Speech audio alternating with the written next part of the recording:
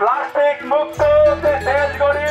শহরের রাস্তায় ঘুরে বেড়াচ্ছে বন মানুষ। হ্যাঁ, সত্যিই তাই। লতাপাতা পেঁচিয়ে হাতে বাঁশ নিয়ে এভাবেই অলিগলিতে ঘুরে বেড়াচ্ছেন একজন মাঝবয়সী ব্যক্তি। হঠাৎ করে দেখে একদম জঙ্গলি মানুষ একজন রাস্তা থেকে হাঁটতেছে। হঠাৎ শহরের ব্যস্ত রাস্তায় এমন অদ্ভুত দৃশ্য দেখে থমকে যাবেন যে কেউ। কে এই বন মানুষ? কোথা থেকে এলো? কেনই বা তিনি শহরের মধ্যে এমন অদ্ভুত রূপে হাজির? প্রশ্ন জাগে সবার মনে। এই পোশাক তো আমার পূর্বপুরুষের, আমি প্রকৃতির কাছে এসেছি।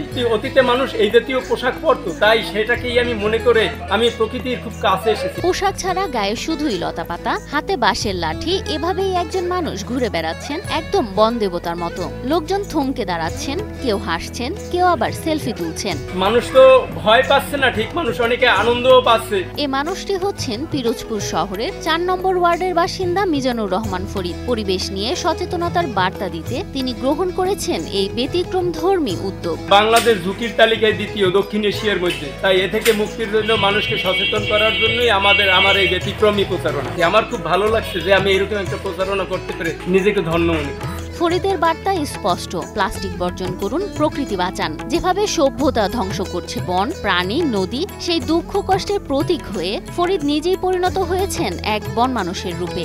আমরা পরিবেশ রক্ষায় কাজ করব, প্লাস্টিক দূষণ থেকে দেশকে রক্ষা করি।